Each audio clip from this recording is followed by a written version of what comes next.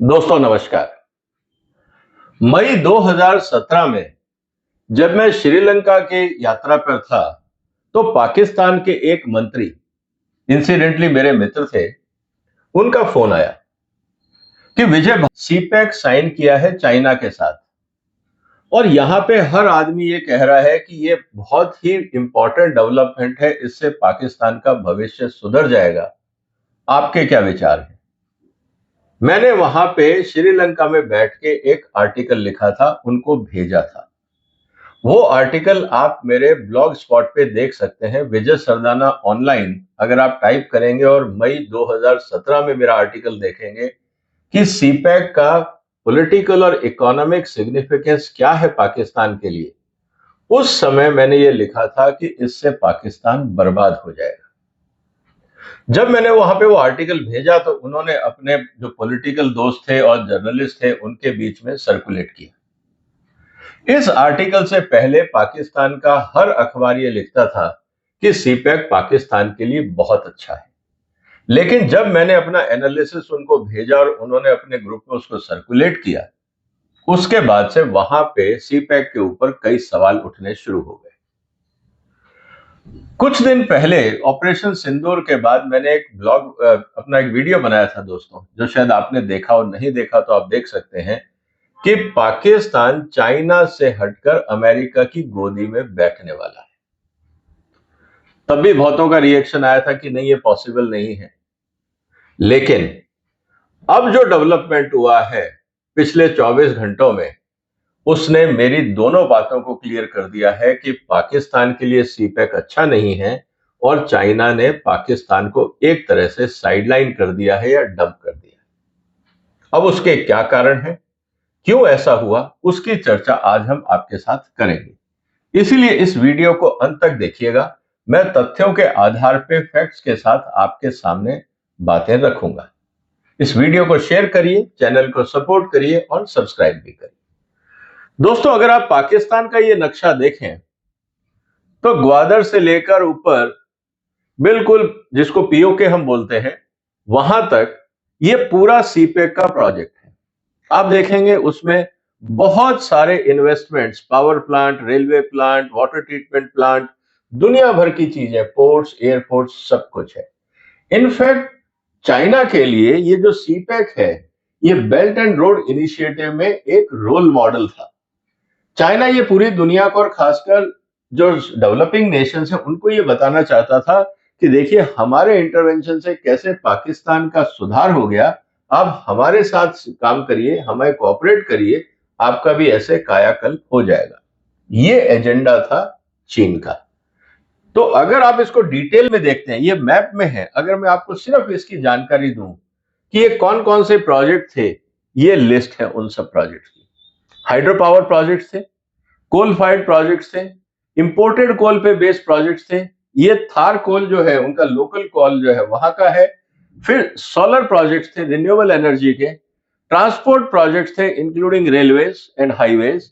और फिर उसके साथ साथ अगर आप देखेंगे टोटल, तो कुल मिला के करीब 62 बिलियन डॉलर का ये इन्वेस्टमेंट प्लान था। 62 बिलियन डॉलर। इस बात को ध्यान रखिएगा दोस्तों, ये उधार था, ये ग्रांट नहीं थी। इसका मतलब 62 billion dollar plus interest Pakistan को वापस करना है। इसका मतलब ये था, जो मेरा असेसमेंट था, कि अगर 62 बिलियन डॉलर, 62 बिलियन डॉलर में अगर मान लीजिए सालाना आपको अगर 5% भी या 10% भी ब्याज देना है, तो आपको और कुछ नहीं तो 3 से 4 बिलियन डॉलर तो हर साल ब्याज बनेगा आपका।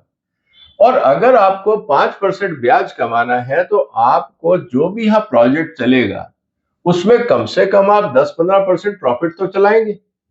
अगर आपने 15% प्रॉफिट की बात करी तो इसका मतलब ये है कि करीब 10 बिलियन डॉलर का तो प्रॉफिट इस इन्वेस्टमेंट्स के बाद नेट प्रॉफिट पाकिस्तान को होना चाहिए। और ऑन एन अगर एवरेज अगर मैं 10 बिलियन डॉलर में ये कहूं कि वो 10% ऑफ टोटल सेल है, इसका मतलब यह है कि ये 62 बिलियन डॉलर लगा के पाकिस्तान की जो ओवरऑल इकोनॉमी थी वो 100 बिलियन डॉलर बढ़नी चाहिए। $100 बिलियन पाकिस्तान की इकोनॉमी डेवलप करेगी, तब जाके हम इस पूरे इन्वेस्टमेंट्स को सस्टेनेबल बोल पाएंगे।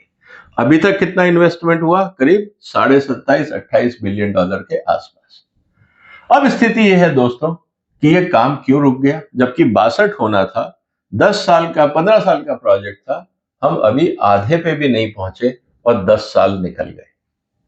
यह सवाल उठाता है कि क्या चीन के लोग व वहां की सरकार पाकिस्तान से फ्रस्ट्रेटेड थी कि यहां पे काम क्यों नहीं हो रहा है? उसी की हम चर्चा करेंगे आज कि ऐसा क्या हुआ जिसके कारण इतने बड़े मतभेद खड़े हो गए। सबसे पहली बात दोस्तों, स्ट्रेटेजिक विजन।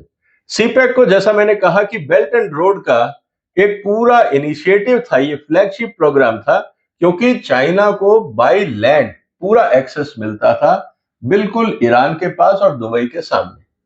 तो पूरा जो पैसिफिक है और इंडियन ओशन है, बे ऑफ बंगाल है, इन सबको घूम के आने की जगह स्ट्रेट रूट मिलता था चाइना को मिडल ईस्ट में आने के लिए। इसलिए चाइना के लिए ये बहुत इंपॉर्टेंट था और ये एक माइलस्टोन प्रोजेक्ट भी था उनके, अगर हम बेल्ट एंड रोड इनिशिएटिव के लिए बोले तो, क्योंकि अदरवाइज सेंट्रल एशिया कोई बहुत बड़ा बाजार नहीं है, फिर बचता है रशिया और उसके बाद आता है यूरोप। तो अगर मिडल ईस्ट और अफ्रीका में एंटर करना था तो पाकिस्तान का रूट बहुत इंपॉर्टेंट था। और इसके लिए हम ये कह सकते हैं कि इस समय यही जो स्ट्रेटेजिक व्यू था, आज ये स्ट्रेटेजिक बर्डन बन गया है। क्यों? वहां पे लगातार हमले हो रहे हैं।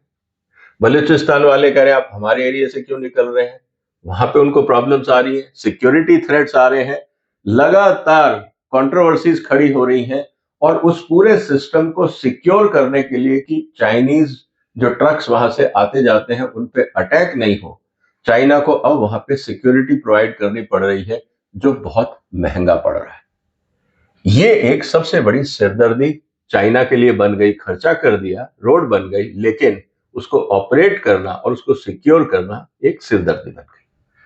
अब हम बात करते हैं इकोनॉमिक रिटर्न की। जैसा मैंने आपको कहा कि $60 बिलियन का इन्वेस्टमेंट था, जिससे टोल मिलेगा, इंडस्ट्रियल हब बनेगा, वगैरह वगैरह।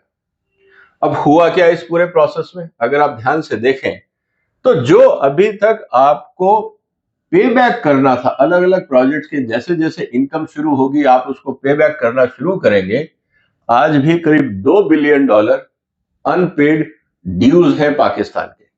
पाकिस्तान ने जो पावर प्लांट लगाए उससे वहां इतनी आमदनी नहीं हो रही है कि वो जाके चाइना को उसका पैसा वापस करना शुरू करे। ये अपने आप में समस्या हो गई। ये था कि जब सड़क बनेगी और पावर प्लांट लगेंगे तो एक्सपोर्ट ओरिएंटेड यूनिट आएंगी, इकोनॉमिक जोन बनाए जाएंगे। ये पूरा प्लान था जिससे पाकिस्तान की आर्थिक स्थिति में सुधार होगा। जो प्लान था अभी वो 20% भी पूरा नहीं हो पाया है। इसका मतलब यह है कि वायबिलिटी नहीं आ रही है, और वायबिलिटी नहीं आ रही है तो रेवेन्यू नहीं है, और रेवेन्यू नहीं है तो पे बैक नहीं है। ये एक सबसे बड़ी समस्या हो गई। इसके अलावा जो भी एफडीआई की उम्मीद की गई थी और जो उसके आसपास प्रोजेक्ट की उम्मीद की थी, वो सब के सब घाटे में चल रहे हैं, क्योंकि अब चाइना को तो पाकिस्तान में बना हुआ माल चाहिए नहीं, भारत ने अपने दरवाजे बंद कर दिए, मिडल ईस्ट पूरी दुनिया से लेता है। अब पाकिस्तान क्या करे? फैक्ट्री तो आपने लगवा ली, अब आप उसका करोगे क्या? ये एक सबसे बड़ी चुनौती है। आने वाले दिनों में यही इंपैक्ट आप देखेंगे अमेरिका में कि अमेरिका जिस तरह से इन्वेस्टमेंट्स मंगा रहा है, ट्रंप जबरदस्ती कर रहे हैं, आने वाले दिनों में उसके साइड इफेक्ट आपको देखने के मिलेंगे। उसकी चर्चा मैं अलग से करूंगा। आज हम बात कर रहे हैं सिर्फ पाकिस्तान को लेकर। अब बात करते हैं एनर्जी सिक्योरिटी। जो मेन लाइन है $6.7 बिलियन की, जो ग्वादर पोर्ट तक जाएगी, एक्सप्रेसवे को जोड़ेगी और चाइनीज कंस्ट्रक्शन की जो रैपिड कंस्ट्रक्शन कैपेबिलिटी है उसको डिमॉन्स्ट्रेट करेगी। एक्चुअली हुआ क्या? वो पूरा का पूरा जो हाईवे प्रोजेक्ट था, स्पेशल प्रोजेक्ट जो था, उसको शेल्व कर दिया गया। क्यों कर दिया गया? क्योंकि चीन ने कहा जब पुराने वाले प्रोजेक्ट के आप पैसे नहीं दे पा रहे हो तो अब हम क्या करेंगे आपका। तो उन्होंने विड्रॉ कर दिया। अब उस प्रोजेक्ट को कंप्लीट करने के लिए पाकिस्तान ने एशियन डेवलपमेंट बैंक को बोला है कि हमें $2 बिलियन दो। अब एशियन डेवलपमेंट बैंक पाकिस्तान को देगा या नहीं? देगा। अब आप पूछेंगे क्यों? क्योंकि अमेरिका का दबाव होगा एशियन डेवलपमेंट बैंक पे। एक तरफ आईएमएफ, वर्ल्ड बैंक, एडीबी, ये सारे बैंक अमेरिका के दबाव में काम करते हैं, सब डॉलर पे काम करते हैं। इसीलिए पाकिस्तान को ये रिलीफ मिलेगा और ये हमें देखने पाए। उसके अलावा जो ग्वादर का कहा गया था कि ये पोर्ट बनेगा स्ट्रेटेजिक पॉइंट ऑफ व्यू से और कमर्शियल पॉइंट ऑफ व्यू से, वो अंडर यूटिलाइज्ड ही रहा। और सबसे इंपॉर्टेंट बात कि जहां सड़कें भी बन गई उन पे ट्रैफिक नहीं है कि आप टोल कलेक्ट कर सकें। इसके अलावा जो एनर्जी सिक्योरिटी की बात है, इसमें प्लांट थी पाइपलाइंस, फिर कोल एंड हाइड्रो प्रोजेक्ट्स थे, और फ्यूल जो था वो सारा का सारा हमें चाइना से भी आना था। अब स्थिति में है इसके अलावा जो पावर प्लांट्स हैं उन वो अनपेड रहे, फ्यूल इंपोर्ट डिपेंडेंस इंक्रीज हो गई, माइनिंग वहां जो थार प्रोजेक्ट्स थे वो नहीं कर पाए, और प्रोजेक्ट रनिंग अंडर कैपेसिटी जो चल रहे हैं वो भी मुनाफे में नहीं। और पर्पस ये था कि अगर मान लीजिए पाकिस्तान के अंदर पावर सप्लाई होती है तो जो इंटीरियर साइड है चाइना का, जो हिमालय से लगा हुआ एरिया है, वहां पे पावर लाइन डाल के चाइना यहां से पावर सप्लाई ले लेगा। क्योंकि जितनी भी वहां रफ टेरेन्स हैं चाइना के अंदर, वहां से पावर लाइन लाना बहुत महंगा पड़ रहा था। तो पाकिस्तान में पावर जनरेट होगी और यहां से चाइना के जो इंटीरियर एरियाज हैं वहां हम सप्लाई कर पाएंगे, और हाईवे के साथ साथ वो केबलिंग कर दी जाएगी। ये प्लान था, लेकिन ये भी टेक ऑफ नहीं हुआ। इसके अलावा जो सबसे इंपॉर्टेंट बात आई वो थी पॉलिटिकल लिवरेज। अभी तक ये माना जाता था कि पाकिस्तान ने चाइना को बोला कि साहब आप हमारे बहुत अच्छे दोस्त हो, ऑल वेदर फ्रेंड हो, और इस बात को लेकर चाइना का इन्फ्लुएंस साउथ एशिया में बढ़ा। भारत को कंट्रोल करने के लिए चाइना ने पाकिस्तान के साथ मिलकर, जिसको हम कहते हैं टू फ्रंट वॉर, इसको लेकर कार्रवाई शुरू करी। लेकिन हुआ क्या, जिस तरह से पाकिस्तान में लगातार इंस्टेबिलिटी रही, पॉलिटिकल इंस्टेबिलिटी, वो अपना ही घर नहीं संभाल पाए। फिर इंसर्जेंसी, आतंकवादी घटनाएं, बलूचों की घटनाएं, ये सब होने से उसके अलावा हुआ क्या कि पूरा डेवलपमेंट रुका। और साथ ही साथ आईएमएफ ने जो रिस्ट्रिक्शंस लगा दिए कि हम आपको पैसा नहीं देंगे, हमारी टर्म्स एंड कंडीशंस पे हिसाब से आप काम करोगे, इससे चाइना का इन्फ्लुएंस कम हुआ। क्योंकि चाइना तो पूरी फंडिंग कर नहीं रहा था, आईएमएफ से पैसा चाहिए था तो उन्होंने अपनी कंडीशन लगा दी, जो चाइना को पसंद नहीं थी, लेकिन पाकिस्तान की मजबूरी थी, उनको वो माननी पड़ी, तभी उनको वो लोन मिला। इसके अलावा जो सबसे इंपॉर्टेंट बात आई वो था सिक्योरिटी एनवायरनमेंट। पाकिस्तान आर्मी ने यह कहा कि आपके जितने भी लोग आएंगे और प्रोजेक्ट होंगे हम उनको सिक्योरिटी देंगे। ये पाकिस्तान की फौज ने, जब चाइना ने इन्वेस्टमेंट शुरू किया था सीपैक में, ये एश्योरेंस दिया था, और ग्वादर को हम सेफ इकोनॉमिक हब जोन बनाएंगे और हाईवे वगैरह हम सब सिक्योर करेंगे, आप निश्चिंत रहिए। लेकिन हुआ क्या, हकीकत यह हुई कि बहुत सारे चाइनीज प्रोजेक्ट्स के ऊपर अटैक हुए, चाइनीज इंजीनियर मारे गए, वर्कर्स मारे गए, और कुल मिला के बलूचिस्तान और बाकी प्रांतों में अगर हम ये देखें कि 4 में से 2 प्रांतों में तो इतनी इंसर्जेंसी है पाकिस्तान में, और उस एरिया से ही चाइनीज प्रोजेक्ट निकल रहे हैं, तो ये वायबिलिटी और उन प्रोजेक्ट्स को चलाना अपने आप में एक चैलेंज हो गया, क्योंकि सिक्योरिटी भी पाकिस्तान आर्मी नहीं दे पाई। इसके अलावा जो ग्लोबल पोजीशनिंग की गई थी, ये सोच के कि यूएस और इंडिया का जो ज्वाइंट इन्फ्लुएंस है पाकिस्तान और साउथ एशिया के अंदर, उसको कैसे कम किया जाए, तो इसीलिए जो सीपैक था वो चाइना ने as a Marshall Plan design किया था कि हम भारत को कैसे कंटेन करें। क्योंकि हम भारत पे पाकिस्तान की तरफ से दबाव बढ़ाएंगे तो भारत का डेवलपमेंट रुकेगा, और भारत जो अपने आप को चाइना +1 की जो ग्लोबल स्ट्रेटेजी है उसमें जो आगे बढ़ा रहा है, हम उसको रोक पाएंगे, जिससे चाइना के ऊपर कोई खतरा ना आए। ये एक्शन प्लान था भारत और अमेरिका की बढ़ती दोस्ती को रोकने की। अब ट्रंप साहब आगे वो खुद ही बेड़ा गर्क करने में लगे हुए, वो बात अलग है। लेकिन पहले ये लग रहा था कि अमेरिका और इंडिया की साझेदारी काफी मजबूत रहेगी और काफी इन्फ्लुएंशियल होगी। लेकिन हुआ क्या, यूएस ने आईएमएफ के थ्रू पेमेंट्स ब्लॉक करवा दी। अब जो खर्चा चाहिए था पाकिस्तान को वो कौन देगा, चाइना देने को तैयार नहीं, तो पाकिस्तान फंस गया। अल्टीमेटली धीरे धीरे पाकिस्तान को रियलाइज हुआ कि एक कंट्री का साथ देके दूसरे के खिलाफ होना ये खतरनाक है।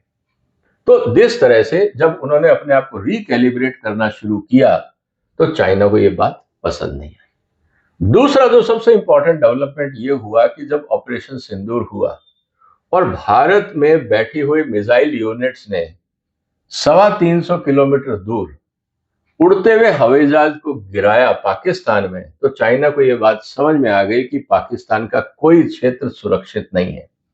भारत की मिसाइलें किसी भी कोने में गिर सकती हैं, चाहे वो पावर प्लांट हो, ब्रिजेस हो, हाईवेज हो, रेलवे स्टेशन हो, एयरपोर्ट्स हो। जहां जहां हम बड़े इंफ्रास्ट्रक्चर प्रोजेक्ट कर रहे हैं, अगर कभी लड़ाई छिड़ी तो आधे घंटे में ये सब बर्बाद हो जाए। ऑपरेशन सिंदूर ने इसका एक टेस्ट सैंपल हमें दे दिया है।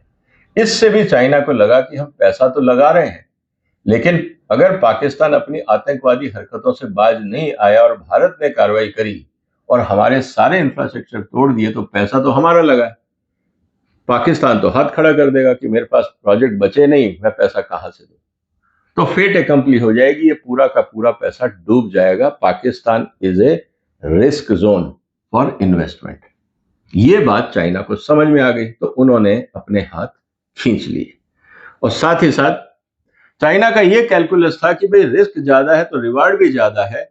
हम दुनिया को एक तो हम कैपेबिलिटी दिखा पाएंगे कि हम कितने अच्छे प्रोजेक्ट कर सकते हैं, और दूसरा हम भारत को भी कंटेन कर पाएंगे और हमें मिडिल ईस्ट का रास्ता भी निकल जाएगा। तो एक तीर से कई शिकार हम कर पाएंगे, ये चीन के हित में होगा।